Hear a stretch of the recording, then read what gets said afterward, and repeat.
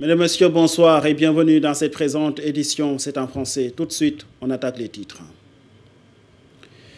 La ministre des Pêches, des Infrastructures maritimes et portuaires a procédé à la pose de la première pierre pour la construction d'un quai de pêche à Cap Skirring. C'est un projet qui entre dans le cadre de la réalisation attendue du plan Diomaye pour la Casamance. Dans la capitale du rail à Thiès, 345 jeunes ont reçu leur attestation à la suite d'une formation qualifiante dans plusieurs domaines. L'initiative du ministère de la Formation professionnelle et technique vise à accompagner la jeunesse sénégalaise dans l'acquisition de leur premier emploi en partenariat avec la République d'Italie. Et l'ancien directeur général de l'Agence nationale de la maison de l'outil ANAMO a été placé sous mandat de dépôt ce mardi 22 juillet. Maodo Malick Mbaye poursuivi pour détournement présumé de 600 millions de francs CFA à l'ANAMO durant le magistère de l'ancien président Macky Sall. L'actualité internationale, ce sera tout juste avant de nous quitter. Mesdames, Messieurs, tout de suite, je vous invite à suivre le développement avec nous.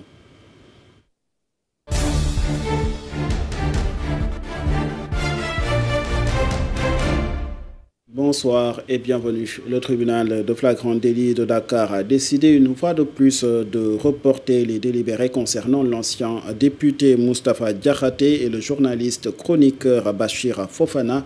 Lors de l'audience, la présidente de séance a invoqué la grève des greffiers comme principal motif de ce report. Cette décision a suscité la colère de la défense. Maître Elhadji Diouf et compagnie ont vivement dénoncé ce qu'ils qualifient de nouveaux retards injustifiés.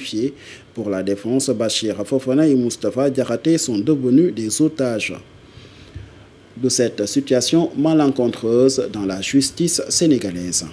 Le délibéré de ce procès est prévu pour le 30 juillet prochain.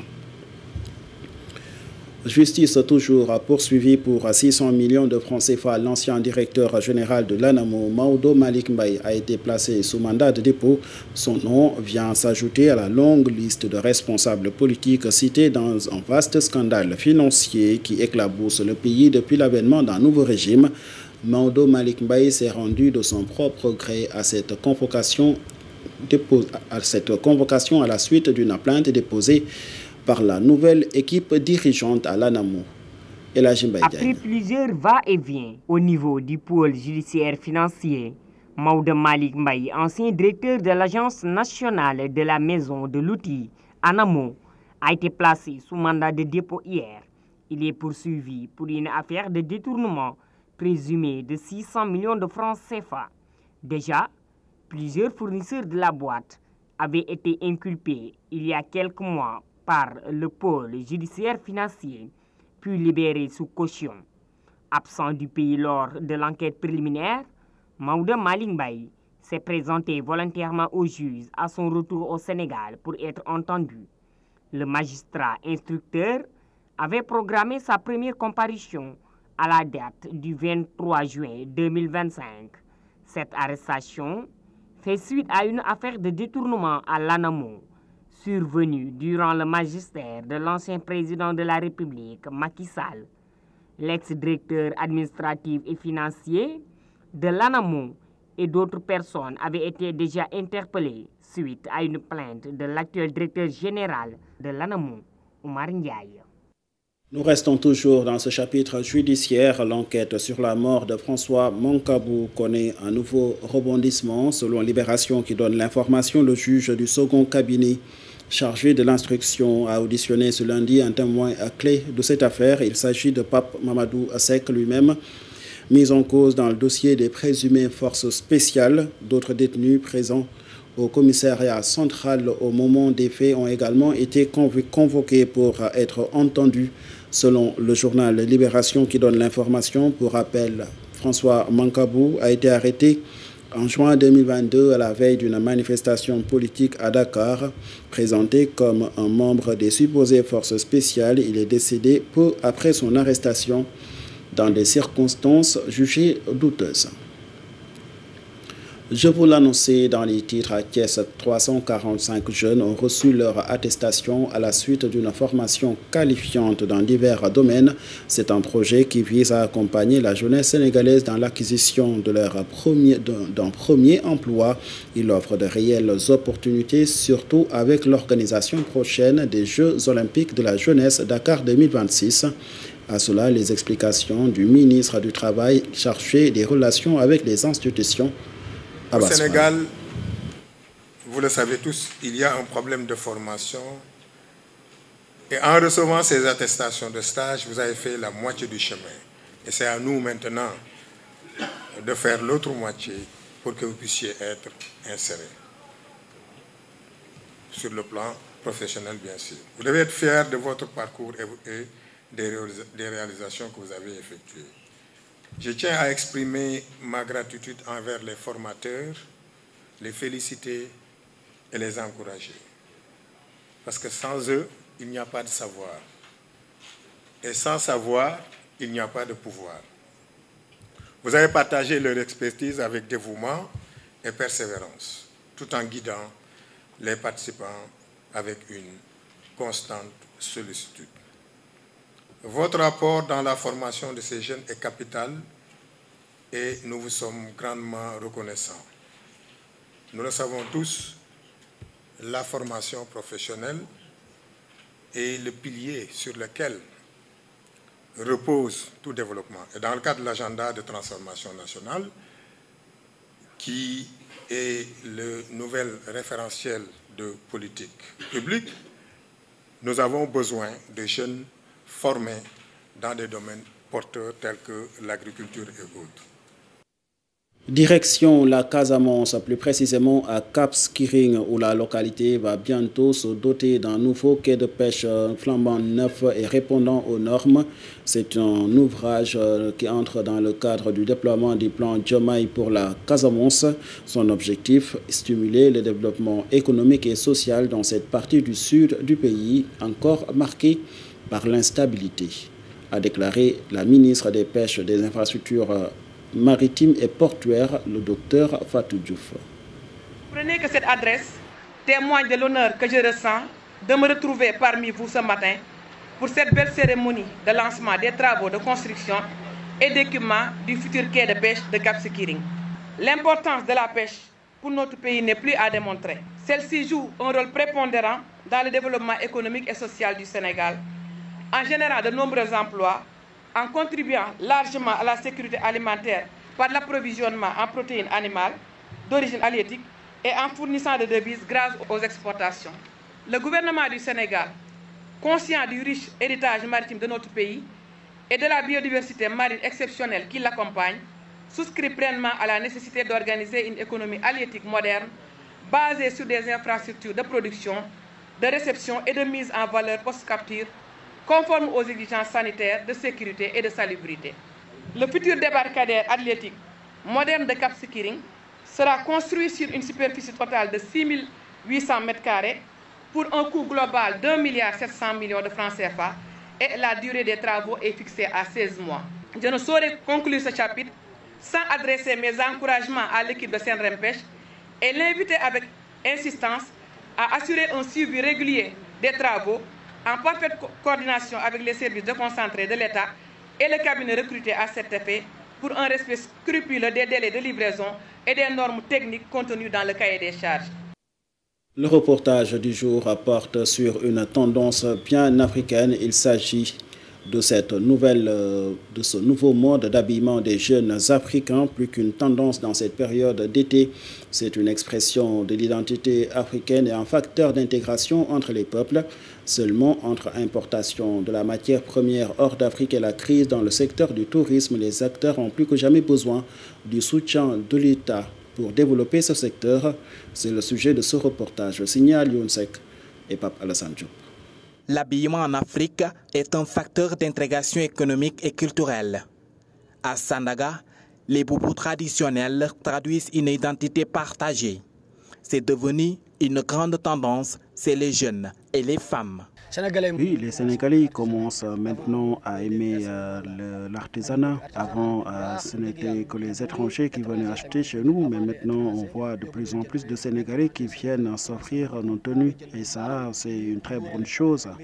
Comme vous le voyez, ce sont des tissus bien africains, le lin, d'autres types de tissus comme le maïlous. Il y a toutes sortes d'articles ici pour enfants, pour jeunes, pour adultes, pour la fraîcheur comme pour l'été. Du consommé local, pourtant la matière première vient souvent de la sous-région ou hors du continent, en Chine. Les artisans se heurtent souvent à la spéculation qui impacte sur le prix. Parfois, nous nous confrontons à ce genre de situation, notamment avec les Chinois. Ils peuvent nous vendre aujourd'hui un produit à 10 000 francs et un autre jour, ils reviennent pour dire qu'ils vont le vendre à 12 500. Généralement, c'est ce genre de situation-là qui nous porte préjudice. La matière première importée, la clientèle aussi vient de l'extérieur. Ces articles sont souvent acceptés par les touristes. Avec l'été qui s'installe, l'espoir est grand. C'est vrai qu'ils viennent, mais pas comme avant. Avant, les touristes venaient en nombre pour acheter nos produits. Aujourd'hui, tel n'est plus le cas. Pourtant, nous voulons tous agir pour aider le pays à sortir de cette situation morose. Et nous pensons aussi que c'est une grande victoire pour le Sénégal. Voir des étrangers venir acheter nos produits pour le plaisir, mais surtout pour l'amour qu'ils ont pour le consommer local, c'est une très bonne chose. L'artisanat, poumon de l'économie locale, est dans un tournant. Les acteurs ont toujours besoin du soutien de l'État. Si vous pouvez vraiment nous aider à disposer de la marchandise au niveau local, cela pourrait nous aider grandement. Parce qu'aujourd'hui, on a besoin que les Sénégalais puissent produire la matière première et nous allons transformer cette matière première-là. Nous engageons des jeunes, on les paie le soir pour qu'ils puissent subvenir à leurs besoins. Nous contribuons à la lutte contre le chômage et l'insécurité. Nous avons besoin qu'on nous appuie, qu'on nous soutienne aussi financièrement pour qu'on puisse subvenir à nos besoins. C'est important pour nous et nous n'avons que le gouvernement. Au Sénégal, le secteur artisanal est une véritable chaîne de valeur. Tous les jours, la marchandise est importée, déballée, cousue et exposée pour la vente en gros comme en détail. À chacun sa bourse. À Kër Moussa, où les populations sont inquiètes à la suite de l'annonce d'un projet de décret déclarant d'utilité publique le réaménagement de la nouvelle ville de Thiès. Ces derniers craignent désormais pour la disparition de leurs terres cultivables sur ce site où plusieurs populations gagnent dignement leur vie au quotidien.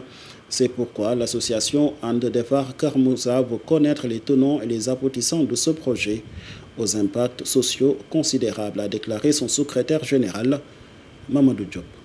Vu l'utilité que ces terres, l'utilité économique, sociale que ces terres avaient pour les populations autochtones, en tout cas, le président devrait associer l'ensemble des acteurs, ou bien l'ensemble des parties prenantes pour une telle décision de cette envergure.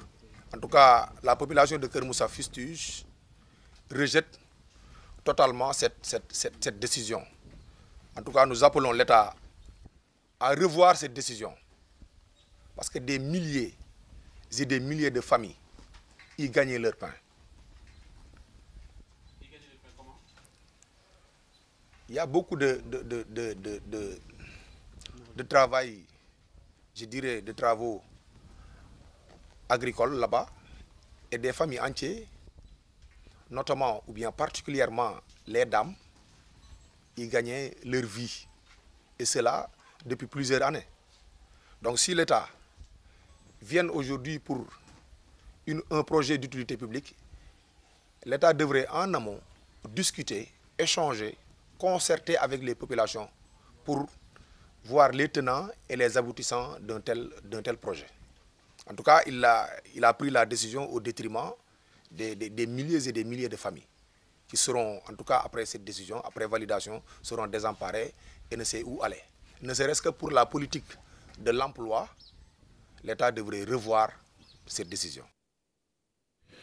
À Sine Saloum, à l'université de Sine Saloum, plus précisément le campus de Kaffrine, les étudiants ont décrété 72 heures de grève pour réclamer leur bourse impayée depuis 2022. Ces grévistes dénoncent aussi des conditions de vie et d'études devenues précaires en raison de ces retards de paiement. Ils appellent ainsi les autorités universitaires et le ministère en charge de l'enseignement supérieur à agir rapidement pour régulariser leur situation, sinon ils comptent durcir le ton dans les prochains jours. Le paiement régulier des allocations d'études reste un défi majeur pour garantir leur stabilité académique et sociale, a déclaré la coordination des étudiants dans un communiqué. À présent, l'actualité internationale. International, les États-Unis décident de se retirer encore une fois de l'Organisation des Nations Unies pour la science, pour l'éducation, la science et la culture. En Zambie, un projet de raffinerie noué entre la République de Chine et le pays. Au Nigeria, par contre, la sénatrice Natasha Akpoti-Uduaghan a été interdite d'accès au Sénat à la suite d'une plainte pour harcèlement déposée contre son président. Le tour d'horizon d'Enbaï Diagne. Démarrons l'actualité internationale au Nigeria. La sénatrice Natasha Akpoti, qui a accusé le président de la Chambre haute de harcèlement, a été empêchée de regagner son siège mardi. Elle avait été suspendue en mars dernier officiellement pour faute grave. Malgré l'annulation de cette décision du Sénat par la justice nigériane, l'accès au Parlement lui a été refusé. Devant la presse ce jour-là, la concernée a exprimé sa déception, accusant l'Assemblée de piétiner une décision de justice. Elle a indiqué qu'elle consulterait son équipe juridique pour les prochaines étapes. En Zambie, le gouvernement a signé un accord de coopération avec la Chine pour l'installation d'une raffinerie de pétrole. Le coût de cette installation s'élève à 1,1 milliard de dollars avec un traitement d'environ 60 000 barils de pétrole par jour. Cette quantité devrait fournir suffisamment de produits raffinés pour satisfaire la totalité de la demande actuelle en carburant de la Zambie. Les autorités zambiennes espèrent que la construction débutera au troisième trimestre 2025 et que la première phase d'exploitation commerciale sera lancée en 2025. Et pour terminer, les États-Unis se retirent à nouveau de l'Organisation des Nations Unies pour l'éducation, la science et la culture, l'UNESCO. L'information a été relayée par la porte-parole adjointe de la Maison-Blanche, Anne Kelly, au New York. Ce sera la troisième fois que les États-Unis quittent l'UNESCO basée à Paris et la deuxième fois sous l'administration Trump. Donald Trump s'était déjà retiré de l'organisation au cours de son premier mandat avant Joe Biden n'y revienne après une absence de 5 ans. La décision ne surprendra pas les responsables de l'UNESCO qui avait anticipé une telle décision à la suite de l'examen spécifique ordonné par l'administration Trump plus tôt cette année. En 2017, l'administration Trump a annoncé que les États-Unis se retireraient de l'UNESCO, citant le parti pris anti-israélien. C'était tout pour l'actualité internationale. Cette note internationale met fin à ce rendez-vous d'information que j'avais le plaisir de vous présenter. Un grand merci à toute l'équipe de production. Et merci à vous, chers téléspectateurs, d'avoir regardé. Excellente suite sur nos antennes.